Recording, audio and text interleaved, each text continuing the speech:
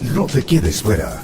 Aprende sobre fenómenos naturales, sus riesgos y planificación territorial. Cada martes y viernes a las 11 de la mañana con Cristian Farías en divoxradio.com.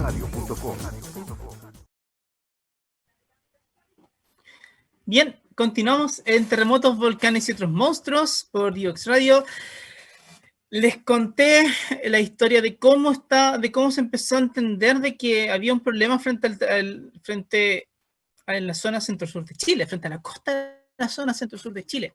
Porque ocurre de que, claro, primero se empezó los investigadores, muy buenos investigadores de muchos países, muchos chilenos también involucrados, se empezaron a dar cuenta de que en efecto, si el terremoto, como el terremoto de Chillán, no era un terremoto en la subducción, sino era otro que venía de otro origen, significaba entonces de que había mucho tiempo sin un gran terremoto entre al menos Pichilemu y Concepción.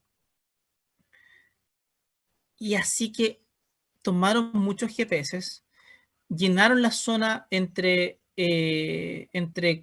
Constitución y Concepción, el sur de Concepción, para poder ver cómo se estaba moviendo la corteza. La idea era súper simple. Si es que todos los GPS marcaban que nos estábamos moviendo hacia el este, significaba entonces de que estábamos completamente bloqueados porque nos estaba empujando la placa de abajo, la placa de Nazca, y nos estaba empujando hacia el este y nosotros estamos pegaditos con ella yéndonos para allá.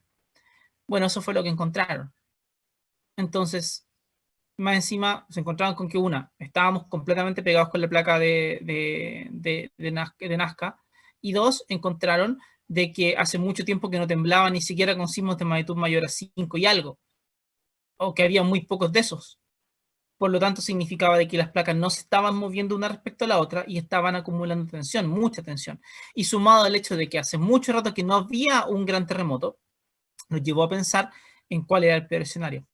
Basado en todo eso, se publicó un artículo en el año 2009 donde los investigadores dijeron, ¿saben qué? Basado en lo que entendemos, donde tenemos estaciones que miden deformación de Constitución hasta el sur de Concepción, el peor escenario que podemos tener aquí es un terremoto de magnitud 8.5. Y eso se publica en 2009. Me consta también de que eso se le comentó a varias personas con los resultados preliminares, se le comentaron a varios tomadores de decisiones, pero la verdad es que no hubo mucha respuesta por parte de los tomadores de decisiones. O quizás, bueno, escucharon al científico hablar, pero no se tomó mucho más, porque obviamente la pregunta es, ok, tu peor escenario es un terremoto de magnitud 8.5. ¿Cuándo va a ocurrir el terremoto? Y la respuesta que te va a dar cualquier sismólogo es, no tengo idea. No lo sé, porque no tengo ningún método que me permita predecir ningún terremoto. Y eso es lo que puede hacer un científico, puede armar un escenario de cuál es la amenaza que estás enfrentando. La pregunta es obviamente qué vas a hacer respecto a la amenaza. Nosotros sabemos cuál fue la respuesta de Chile en esa ocasión. Estamos hablando de que esto se publica en el año 2009 y el 27 de febrero del 2010 se desencadena un terremoto de magnitud 8.8 que genera una ruptura de más de 500 kilómetros de largo de norte a sur, que comienza en la zona de Pichilemu y un poco más arriba, más al norte me refiero, y concluye rompiendo algunas partes que son incluso del norte de la 9ª región. Es decir, es muy grande. El suelo se movió por varios minutos y generó un tsunami muy, muy fuerte que terminó destruyendo muchísimas casas y también llevándose muchas vidas. Y es porque no estábamos bajo ningún punto de vista preparados frente a ello. Bajo ningún punto de vista. Es decir, el conocimiento científico estaba, pero no llegaba realmente a muchas personas. Tampoco existía un interés real de muchos tomadores de decisiones de cómo poder hacerse cargo. Es súper famoso en este momento también, es súper famoso el comentario que hicieron muchas autoridades de gobierno, presidenta incluida, de que esto era lo que se venía ahora eran marejadas y que eso era todo lo que iba a tener, teniendo un desconocimiento brutal acerca de qué es lo que pasa cuando tienes un terremoto de ese tamaño. Incluso algo más todavía, que se suma como a la parte indignante de toda esta historia. El epicentro del sismo que se calculó dio comillas en tierra. Digo comillas en tierra porque, claro, el hipocentro, que es el lugar donde comienza la ruptura del terremoto, primero que todo no te cuenta toda la historia del terremoto. Sobre todo cuando tienes un sismo tan pero tan grande, el hipocentro solamente marca el punto donde las placas se comienzan a desbloquear. Pero claro, comienzan a desbloquearse en un punto, pero resulta que es un área completa la que se desbloquea. Y si el área llega y toca el fondo marino y desplaza el fondo marino, vas a tener un gran tsunami. Ahora, tú puedes comenzar un terremoto a desbloquear, puedes empezar a desbloquear las placas en una zona que, si la proyecto hacia el mapa, me da en tierra. Eso pasó en 1960, de hecho. El terremoto de 1960 tiene epicentro cerca de Lumaco, en tierra. Sin embargo, te genera un tremendo tsunami porque toda la ruptura se extendió desde ahí hacia el oeste, las placas se desbloquearon hacia el sur también y todo lo demás. El terremoto del Maule comienza, en efecto, comillas, en tierra. El primer cálculo del epicentro es en tierra, pero también desbloquea las placas hacia la costa, mueve fuertemente el fondo marino y eso genera tsunami. Y hay investigaciones que se han hecho después, investigaciones periodísticas muy buenas que se hicieron después, que marcaban las entrevistas que se hacían con distintos personeros de lo que era la anemia en esa época. Por cierto, la anemia ha cambiado un montón y ahora tenemos nueva ley de anemia, lo hemos trabajado en este podcast también. Estamos muchísimo mejor que antes, pero en ese momento las personas que estaban a cargo de tomar decisiones tenían la idea incluso de que, oye, pero si el terremoto me da con epicentro en tierra, no hay tsunami. Desconociendo por completo nuestra propia historia sísmica, donde el terremoto de 1960 tenía un epicentro que no estaba en tierra, pero tenías un gran tsunami igual. Entonces, eso es parte indignante de la historia. Como el cómo no tenías una conversación real entre las personas que sabían de lo que estaban hablando versus las personas que estaban tomando decisiones ese día. Y lo sumamos a muchas otras cosas más que te generan un desastre completo. Lo sumamos a gente que trató de esta concepción de alertar, pero que no los tomaron en cuenta. Un almirante por ahí que se quedó dormido cuando tenía que dar alerta acerca de que, oye, estaba pasando algo muy complicado en la zona, en toda la zona. Que llegó ¿qué pasa cuando llega el aviso de tsunami el observatorio de tsunami de Hawái y resulta que nadie sabe inglés y nadie puede atender el llamado y por tanto se queda perdido? Y eso hace que toda la secuencia de información escala de manera completamente errónea y termina llegando a las autoridades máximas que no tenían idea y dijeron cualquier cosa. Y fíjense que, y aunque sea súper fácil, por ejemplo, echarle la culpa, en este caso a la presidenta de la República en la época, fíjense que el candidato que vino después, el presidente electo que venía después, también habló de marejadas. Todos hablaban de marejadas a nivel político. Porque no tenían idea de qué estaban hablando. Es la realidad. Y eso tiene que ver con que, con no entender lo que pasa, con no tener ni siquiera un mínimo conocimiento acerca de cómo se desencadenan ciertos grandes terremotos o grandes procesos en Chile. Entonces, la presidenta Bachelet habló de marejadas cuando ya estaban llegando las primeras olas del tsunami, por ejemplo, a Concepción, Talcahuano. El presidente electo Piñera al día siguiente salió en un helicóptero a dar una vuelta y terminó dando un punto de prensa en la noche hablando de marejadas. Todo el mundo habló de marejadas. Y era un tsunami. Y es como que metimos la cabeza debajo de la tierra esperando que no pasaran las cosas, cuando en realidad la evidencia estaba ahí. Hay algo que también pasa en esta historia, y es que resulta de que mucha gente decía, en realidad estamos esperando el terremoto en el norte, el terremoto en el norte, el terremoto en el norte, y no tanto el terremoto en el centro-sur.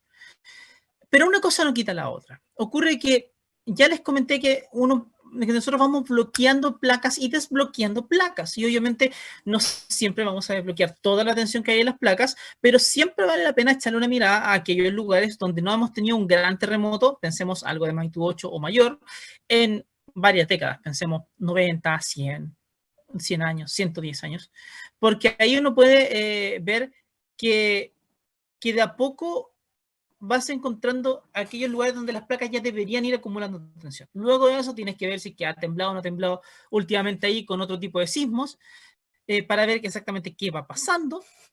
Y resulta de que, claro, en la zona norte de Chile, desde el sur del Perú hasta digamos, hasta Iquique, tú tenías una zona donde realmente no había temblado fuerte. No tenías un terremoto hace mucho tiempo. Y se interpretó esa zona como una zona donde había un potencial de generar un gran terremoto bastante grande, muy importante. En 2007 había temblado en Tocopilla más o menos fuerte, había roto parte, del contacto entre placas ahí, y más al sur tienes la zona de Atacama, donde el último gran terremoto ocurrió en 1922, y que también tienes una zona que está bloqueada ahí.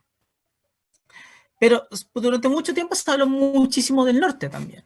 Entonces, en el norte grande es donde uno puede plantear que, oye, hay hay tensión acumulada hace muchísimo tiempo acá, y no sabemos bien cómo se va a liberar. Y de ahí fue que, desde fines de los 90, se vino diciendo mucho de que era el norte donde se esperaba el siguiente gran terremoto.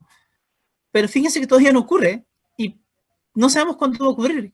Todavía está la posibilidad. De hecho, el terremoto que ocurre el 2014 en Iquique, que por cierto fue precedido por una secuencia de sismos que duró unos par de semanas, y que fue acompañado de un terremoto lento, por cierto, y esto complica más la historia, te va contando esta historia de que tienes dos placas que están bloqueadas en una zona y de repente se empiezan levemente como a liberar, se empiezan levemente a liberar, levemente, y pronto saltan y liberan toda la tensión que tienen.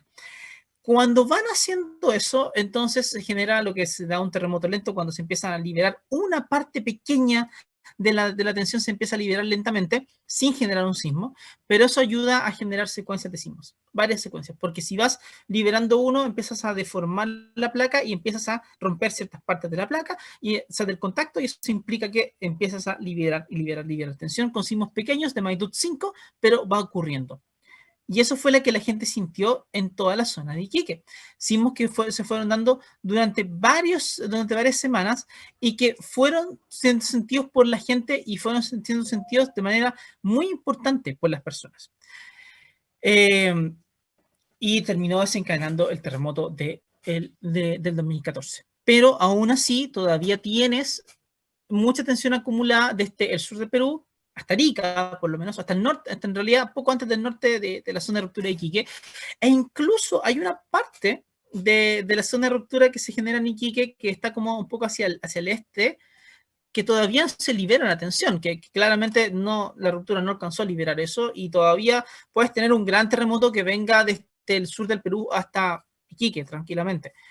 Y vas a tener una gran cantidad de tensión que liberar. Puedes llegar más al sur todavía con la ruptura, porque también hay zonas que estamos bloqueadas hacia el sur. Entonces, el norte todavía está esperando un gran terremoto, porque la evidencia está en que todavía se puede dar. ¿Cuándo? Por supuesto, no lo sé. Y todavía no lo sabe nadie. Pero es algo que claramente se puede dar. Y eso es importante tenerlo claro. Esa es una zona que hoy está en condiciones de tener un gran terremoto, que si es que llega a romper cerca como a liberar la parte más superficial de la subducción, donde está el fondo marino, entonces podríamos tener un tsunami importante, si es que la magnitud es grande.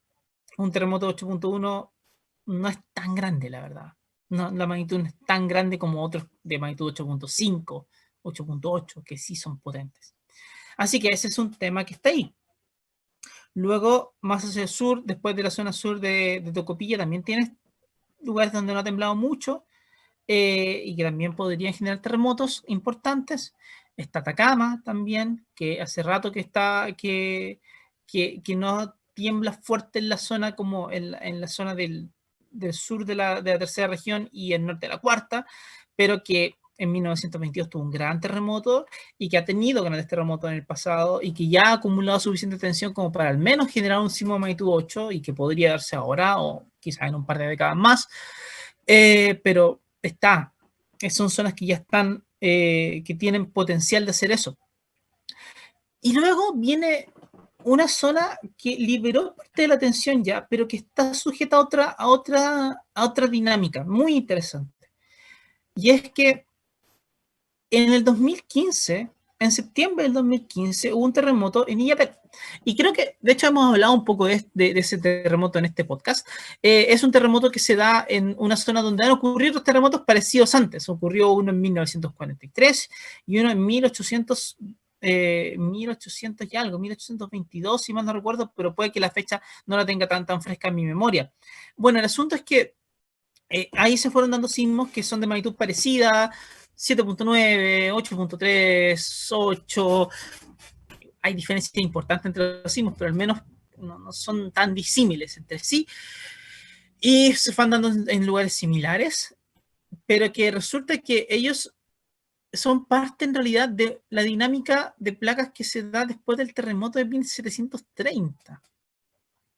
Y en 1730 es donde se libera la tensión, o la gran mayoría de la tensión, entre el norte, desde el norte de La Serena, como un poco más al norte de La Serena, hasta casi llegar a Concepción, con un terremoto de magnitud 9.1, 9.2. Es la historia de cómo se encontró ese terremoto también es muy interesante, porque resulta que investigadores de la Universidad de investigadores de la Quinta Región, investigadores de Valparaíso, estuvieron trabajando en entender cómo se habían inundado las zonas de Valparaíso, de Concepción, debido a un gran terremoto que había ocurrido en 1730.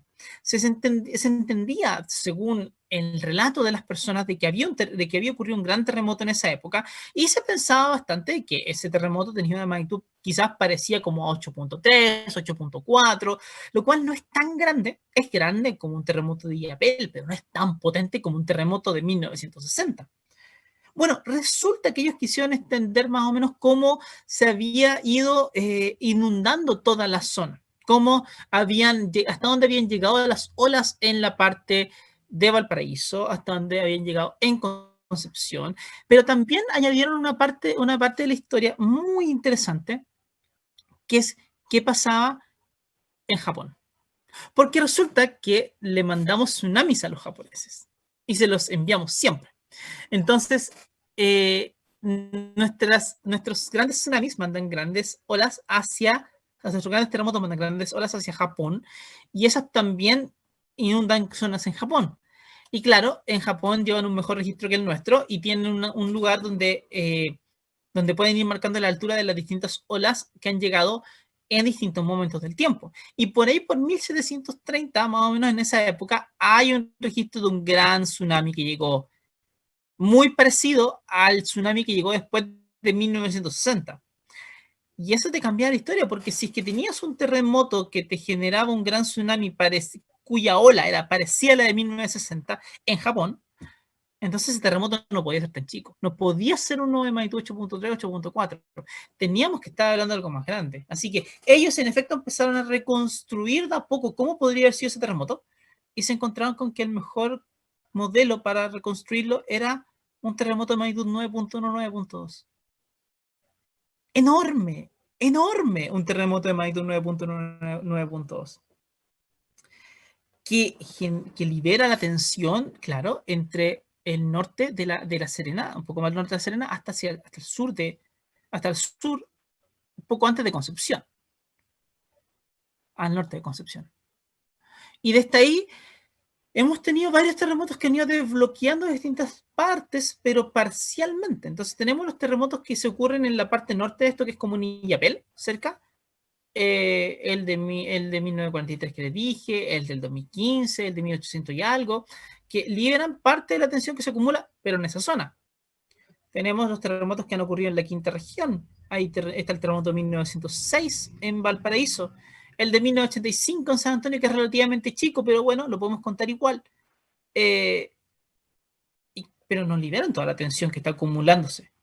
Más hacia el sur tenemos el terremoto de 1924, ahí entramos en la zona que también libera mucha tensión en 1835 y en el 2010, entonces quizás ha liberado la mayoría de lo que se podría haber acumulado hasta 1730. Pero el asunto está en que aún así en toda la zona central hay todavía mucha tensión que se ha ido acumulando hasta 1730 y que no se ha liberado. Y hay una zona en particular donde de verdad no se ha liberado, casi nada. Y eso es frente a las costas de Valparaíso y Viña. En toda la parte como de la quinta región es la zona que menos se ha liberado. Porque hubo terremotos importantes de magnitud 7 puntos y algo en el siglo XX, pero no realmente tan fuertes como para pensar en que se libera una buena cantidad de la tensión que se está acumulando desde ahí, desde 1730. El terremoto de 1985 es relativamente pequeño, el de 1906 es de magnitud 8.2 o 8.3, quizá un poco más, pero no es tan potente, y por lo tanto te queda la duda, ¿qué es lo que va a pasar? ¿Cómo nos vamos a enfrentar a esto?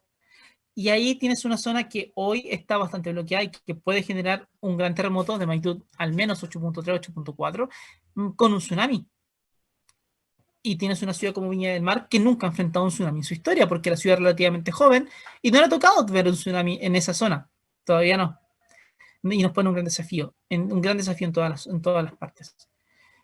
Así que tenemos una historia súper compleja de bloqueos y desbloqueos, como que una parte de Chile se desbloquea en un momento mientras las otras se están bloqueando, y mientras otra va a desbloquearse, la de arriba se volvió a bloquear. Hay lugares que los megaterremotos van ocurriendo cada mucho más tiempo. Estos de magnitud 9 puntos y algo les toma siglos llegar a acumular tanta tensión, pero se pueden dar cada, no sé, 300, 500 años. O sea, no hay un periodo fijo, pero porque les cuesta acumular tensión, pero hay que ir contando cuánta tensión pueden acumular. Y claro, si uno se va a la pregunta de un peor escenario para la zona central de Chile, tú puedes tener un megaterremoto. Lo puedes tener. Pero quizás un poco más adelante. Hoy día sí podrías tener un terremoto de magnitud 8.3, 8.4 frente a las costas de Viña del Paraíso, que podría ser muy difícil. Claro que sí. Y eso es una cuestión que tenemos que entenderla claro. Siempre vamos a tener terremotos en Chile, pero es súper importante entender los potenciales escenarios. Norte está complicado, norte chico también, zona central también, quizás la zona centro-sur y la zona sur de Chile no tanto, aunque sí pueden generar un terremoto de magnitud 7.5 en la zona más sureña de Chile. Se puede, como nos demostró el terremoto de Quillón del 2016, pero hay zonas que están ahora como en la fase de desbloqueo, o sea, que se han vuelto a bloquear, y por lo tanto no están en condiciones todavía de generar un gran terremoto porque todavía no pueden acumular suficiente tensión. Pero ese juego es lo que deberíamos tener en la cabeza siempre. ¿Dónde estamos? ¿Estamos con las placas bloqueadas de nuevo, pero porque recién ocurrió un gran terremoto y están empezando a desbloquear? ¿O estamos en realidad es como en la parte más culmine de eso, donde podríamos esperar algún sismo en algún momento? Y eso inevitablemente nos lleva a pensar de que tenemos sí o sí que estar súper pendientes de qué pasa con nuestros terremotos. Y de eso vamos a seguir hablando en el siguiente bloque de terremotos, volcanes y otros monstruos. No te quedes fuera. Conversaciones de futuro para Latinoamérica. Cada martes y jueves a las 9 de la mañana en LATAM 2050 con Ángel Morales. Somos divoxradio.com.